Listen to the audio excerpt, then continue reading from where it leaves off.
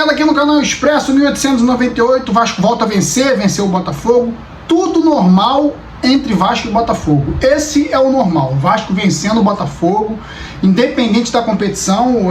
A maior diferença entre clubes grandes do futebol brasileiro, de clássicos regionais, é Vasco e Botafogo, e o Vasco não venceu o Botafogo há 5 partidas, com 4 derrotas e um empate, era completamente fora do normal.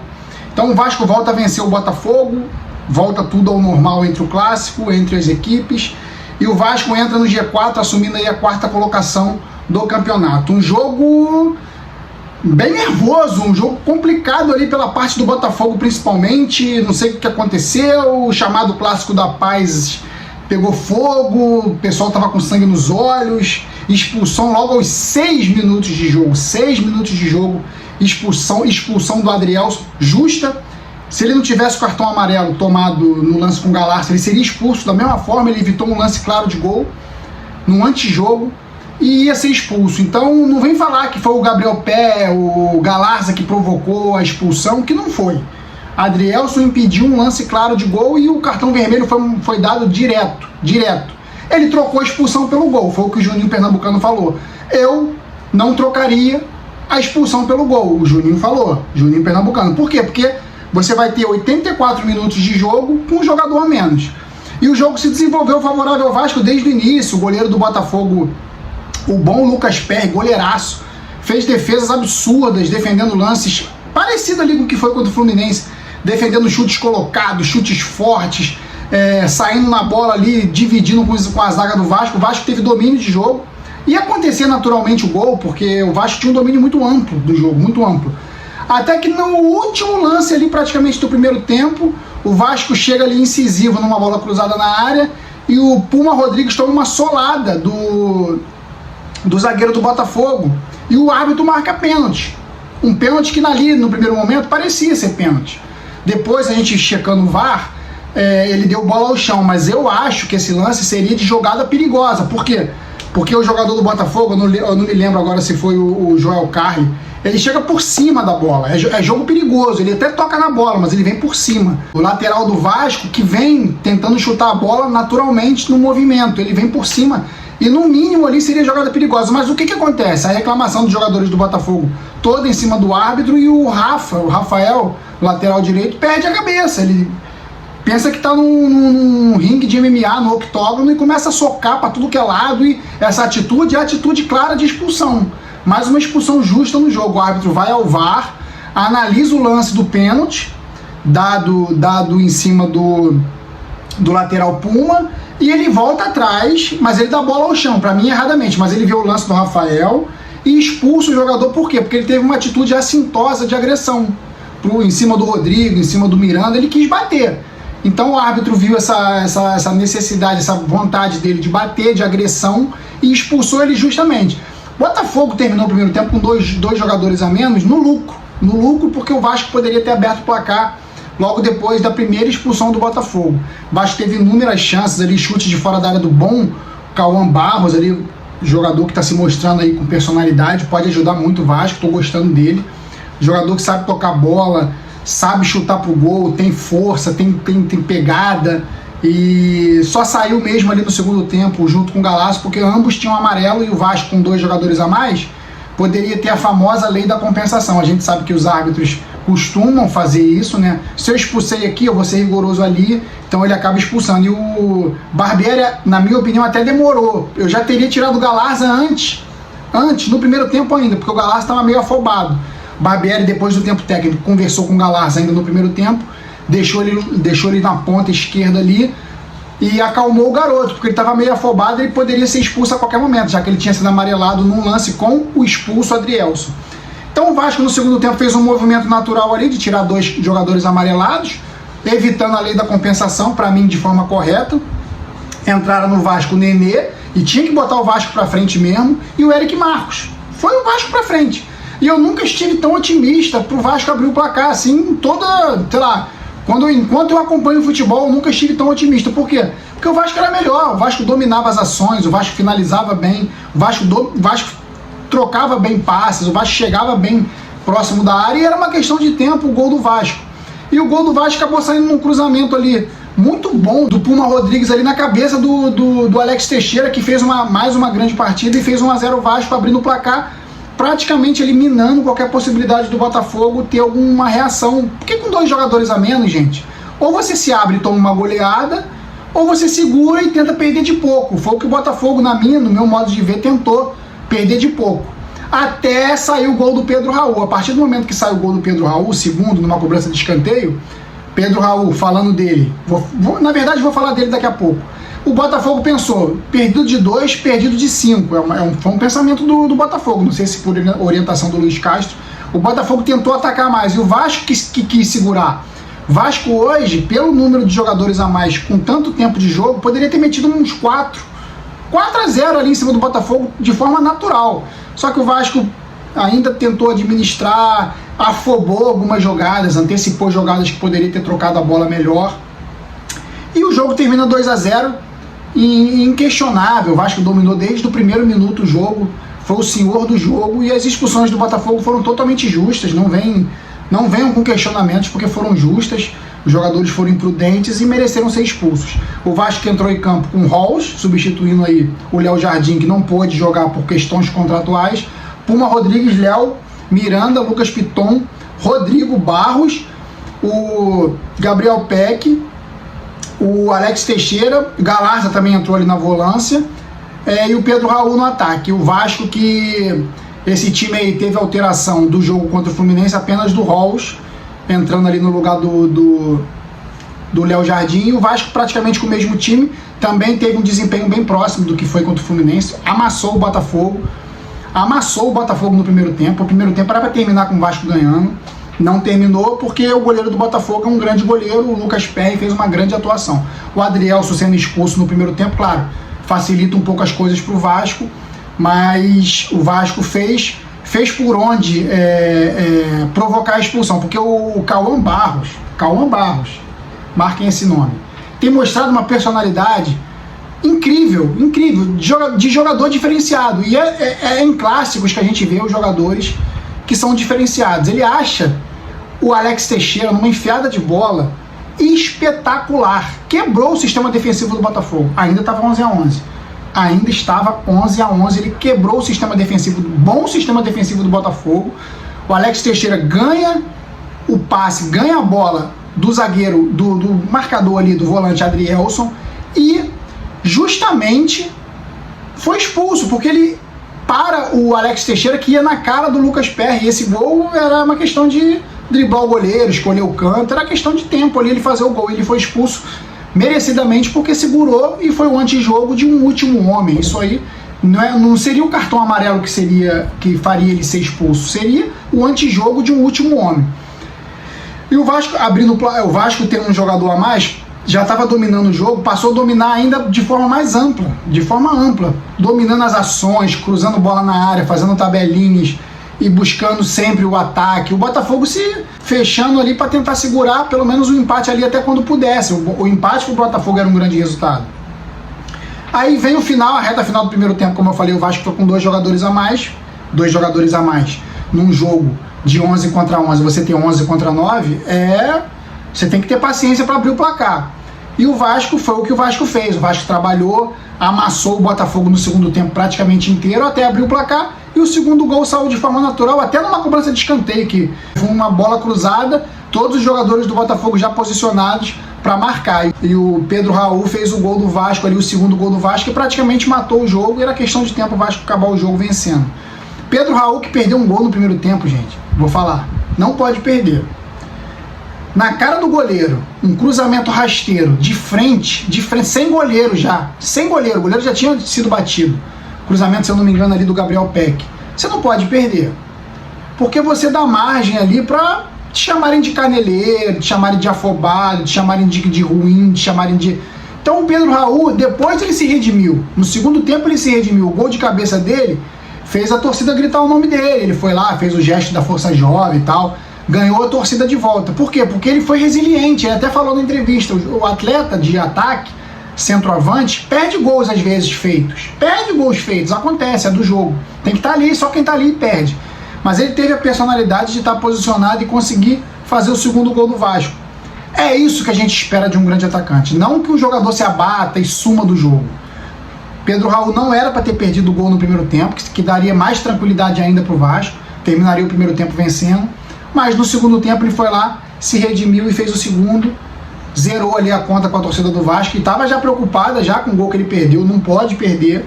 Na cara do gol, sem goleiro, não pode perder. Agora eu vou partir aqui para as atuações individuais, para as notas, coisa rápida para o vídeo não ficar muito grande. O Rolls, uma boa partida, o Botafogo conseguiu 2 chutes ali na reta final do jogo, já se lançando para o ataque no desespero. Nota 7 para o Rolls, Puma Rodrigues fez o cruzamento para o Alex Teixeira abrir o placar. Nota 8 para o Puma Rodrigues, gostei dele na marcação e gostei dele no ataque. Claro, ele foi beneficiado pelo Vasco com o número de jogadores a mais, então ele ficou mais livre para atacar. Então, nota 7 aí para o Puma Rodrigues. O Miranda, uma partida de novo. Miranda tem que se conscientizar que ele é zagueiro, ele não é volante, ele não tem que estar no ataque. No primeiro tempo ali o Vasco já com um jogador a mais, ele foi dar uma de meio atacante, não é a dele. Tentar infiltração no meio da área, fazer passe, não é a dele. O Vasco quase toma um contra-ataque perigosíssimo ali do Botafogo. Um a mais já seria um lance bizarro para um time que está com um jogador a mais, tomar um contra-ataque do time adversário. Miranda tem que se conscientizar da posição dele de zagueiro e ficar na dele. Depois, no segundo tempo, ele foi um pouco mais liberado para o ataque. Por quê? Porque o Vasco estava com domínio maior de jogadores. Mas ele tem que parar com essa ideia de querer ser volante, querer ser meio atacante, querer ser meio de ligação. Ele é zagueiro, tem que se preocupar primeiro em defender. Nota 6 para o Miranda. Léo, mais uma partida segura, não correu riscos. Mais uma vez, o sistema defensivo como um todo foi beneficiado pela falta de poderio ofensivo do Botafogo com jogadores a menos. Mas o Léo fez mais uma partida segura, nota 8. O Lucas Piton, mais uma partida segura também, nota 7. O Rodrigo, mais uma boa partida também do volante do Vasco, volante da base. O Carequinha ali tá fazendo por merecer ali, tá no elenco pelo menos. Nota 8 pro Rodrigo, gostei muito do Rodrigo. O Cauã Barros, um dos destaques do Vasco no primeiro tempo. Esse moleque, ele tem uma personalidade que me surpreendeu, porque eu não tinha muita convicção do que era o Cauã Barros, porque ele não tinha sido ainda escalado no time principal, mas isso aí é mérito do Maurício Barbieri. O Maurício Barbieri foi lá na base, viu esse moleque jogando, falou, esse moleque serve para jogar no profissional. Esse é o olhar do técnico importante para puxar jogadores para o time profissional. Mais uma partida muito boa dele, já tinha feito uma partidaça contra o Fluminense, mais uma partida muito boa, praticamente ali dando início à vitória do Vasco, porque foi ele que fez o lançamento para o Alex Teixeira, que sofreu a falta ali na entrada da área, que originou a expulsão do Adriel, se o Vasco só administrou ali para ganhar o jogo. O Gabriel Peck também, mais uma partida muito boa, um pouco abaixo ainda do que foi contra o Fluminense, não foi tão bem, acabou não fazendo nenhum gol, dessa vez, mais uma vez, passando em branco, mas foi importante também no ataque, deu trabalho ali para a zaga do Botafogo, nota 6,5 para o Gabriel. O Alex Teixeira, prestem atenção, é jogador de jogo grande. Tem jogador que é jogador de jogo grande. O Alex Teixeira, mais uma vez, se mostrou um jogador de jogo grande. Mais uma ótima partida, dessa vez com gol, premiado com gol. Já merecia um gol contra o Fluminense. Dessa vez ele fez o gol que abriu o placar para o Vasco. Nota 8,5 para o Alex Teixeira. O Galarça, ele provocou um lance ali inicial, aos 2, 3 minutos de jogo, que foi um lance enrolado, ele deu um empurrão no jogador Adrielson, o Adrielson foi revidor, botou o dedo na cara dele, o árbitro foi lá, deu um amarelo para os dois. Preocupou muito a torcida do Vasco, porque logo aos 3 minutos ali um jogador de contenção tomar um amarelo, poderia ali resultar numa expulsão ali até no primeiro tempo ainda, mas o lance foi mais prejudicial, não vou falar nem que foi mais prejudicial para o Botafogo, porque o Adrielson seria expulso com ou sem cartão. Mas o Galarça foi um jogador que a gente olhava ali no primeiro tempo, depois da expulsão do Adrielson, e falava, o Galarça vai fazer alguma coisa e o árbitro vai igualar o jogo. Vai expulsar o Galarça porque o Galarça já tem amarelo. Ele vai fazer a lei da compensação. E acabou não fazendo porque o Barbieri, no tempo técnico, como eu falei, chamou o Galarça e falou, segura a onda, moleque, tá tranquilo, vamos lá, fica mais no ataque ali, que eu vou botar um jogador ali na contenção. E foi isso que o Galarça fez, evitou uma expulsão do Vasco. Nota 6 pro Galarça, uma partida protocolar, não foi nada espetacular. E o Pedro Raul, que teve a resiliência, como ele mesmo falou, para fazer o gol, para se redimir do gol claríssimo perdido, quase um inacreditável Futebol Clube ali, já que se for fazer uma comparação com o que a Globo fazia ali, com jogadores que perdiam gols feitos, ele perdeu um gol feito, mas no segundo tempo ele foi lá, fez o segundo, que praticamente decretou o resultado. nota 7,5, é isso que a gente espera de um atacante, que não abaixa a guarda, que sempre esteja ali para fazer o gol, mesmo perdendo. Pode perder 5, se fizer 2, a torcida vai gritar o nome dele, vai gritar. Então é essa a resiliência que a gente espera de um atacante, a postura de um atacante, não que se esconda, se omita porque perdeu um gol. É isso que a gente espera do Pedro Raul poder correr da temporada. Como eu falei, no segundo tempo, o Barbieri acertadamente tirou o Galarza, botou o Eric Marcos e tirou também o Barros, que já tinha tomado cartão amarelo no primeiro tempo, e botou o Nenê. Zerou cartão amarelo pro Vasco. Fez o que tinha que fazer. O Vasco com 2 a mais, nenhum cartão amarelo, era só fazer o resultado. E foi o que o Vasco fez. Vou dar as notas aqui, o De Luca, que entrou no lugar do Rodrigo, vou dar uma nota 6. Foi protocolar também, nenhum lance espetacular. O Nenê botou fogo no jogo. As bolas venenosas dele toda hora eram colocadas ali, colocava ali o Lucas Perry à prova. Nota 7 para o Nenê. O Paulo Vitor, que entrou no lugar do Gabriel Pega, eu vou deixar sem nota, porque jogou pouco, mas o Ignaldo, eu vou fazer questão de dar nota. O Ignaldo está perdendo uma ótima oportunidade aí de fazer presença no time principal, no elenco principal do Vasco. Ele está entrando, já estava jogando no time titular, o Expresso ali do início da temporada, mal, do Carioca, mal, ele estava jogando mal, não estava bem. Entrou também meio mais ou menos, tomou um cartão amarelo bobo, perdeu uma jogada ali de contra-ataque que poderia ser o terceiro gol do Vasco de forma tola.